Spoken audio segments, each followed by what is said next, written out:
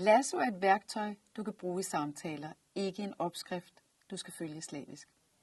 Det er en enkel huskemodel, du kan støtte dig til, mens du først og fremmest prøver at følge den unge.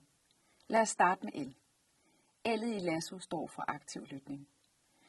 Aktiv lytning handler om at give den unge din fulde opmærksomhed, og at vise, at du gerne vil forstå, hvordan den unge har det, for det kan være svært at tale om det, der gør ondt. Mange unge kan være usikre på, om andre forstår dem, og om de bliver dømt, eller om de kommer til at fylde for meget. Derfor kan det være en stor forskel, at du lytter roligt og giver god tid. Når du lytter på den måde, kan en samtale blive et lille åndehul, et sted, hvor den unge ikke skal forklare sig hurtigt eller have styr på det hele. Helt konkret kan du gøre det ved at nikke, være stille, give små tegn på, at du følger med, og siger ting som, okay, jeg lytter.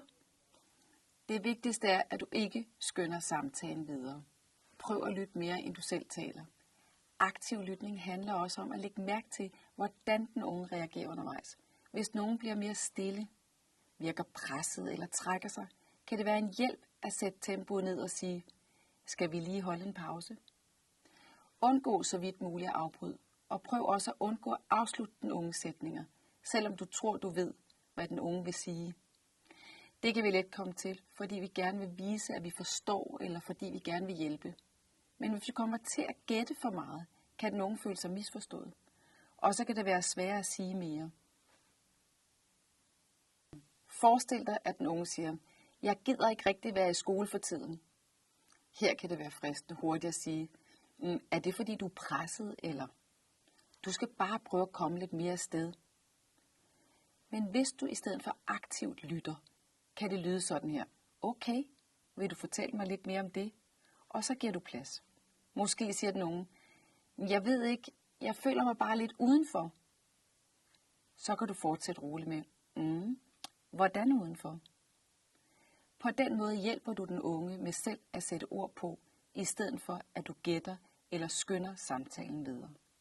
Det kan virke som en lille ting, men små ting i måden vi lytter på, kan gøre en stor forskel for, om samtalen føles tryg. For den unge kan det betyde, jeg er ikke alene med det her. Der er en, der prøver at forstå mig. Nogle gange åbner den unge ikke op med det samme. Måske svarer den unge bare, det ved jeg ikke, eller det er lige meget. Det betyder ikke, at samtalen er mislykket. Her kan man sige, det er helt okay, hvis du ikke har lyst til at tale om det nu. Jeg er her, hvis du får lyst til at tale. På den måde presser du ikke den unge, men du åbner en dør, så den unge kan vende tilbage.